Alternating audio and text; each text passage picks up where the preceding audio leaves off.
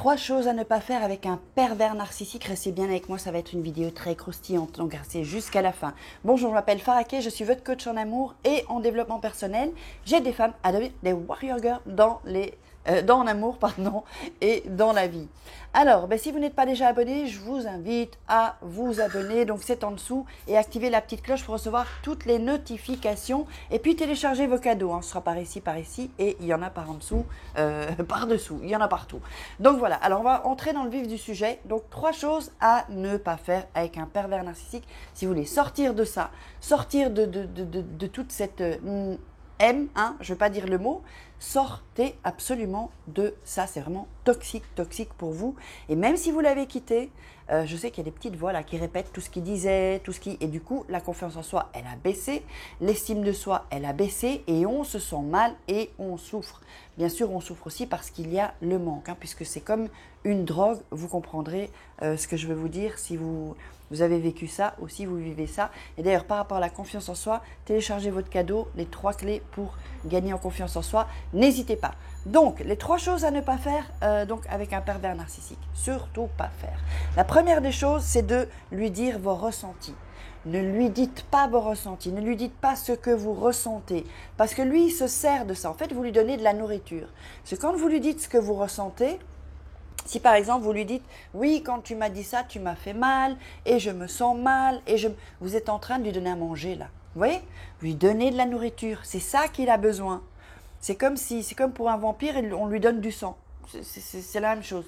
Donc ça, plus vous allez lui dire vos émotions, plus vous allez lui dire vos ressentis, lui va entrer dans sa toute puissance. Encore plus.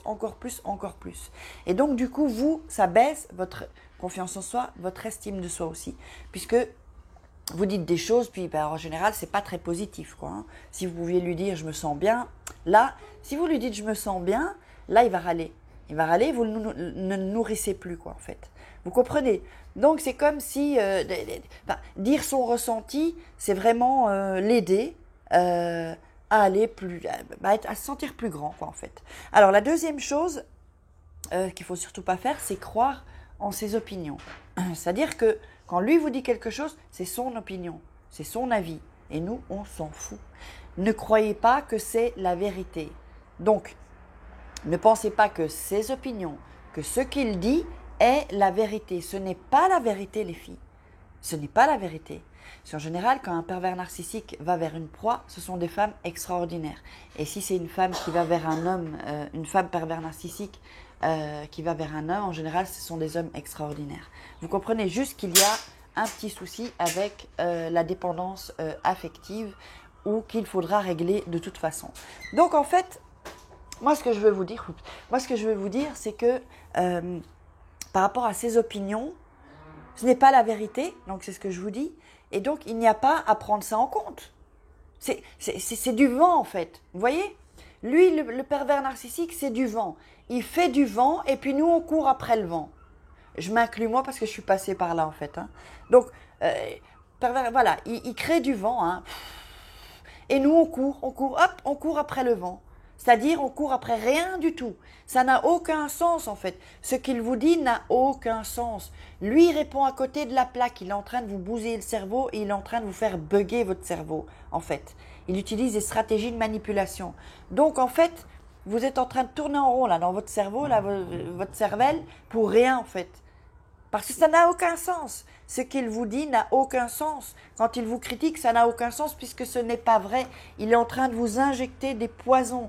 Il est en train de vous injecter des choses, pouf, là ta bouche, des choses négatives pour que ensuite, vous savez, ce sont des techniques de manipulation. Quand on vous dit quelque chose, vous savez, à l'école, on vous apprend des choses, on vous répète, puis ensuite vous pensez que c'est vrai. C'est ça en fait.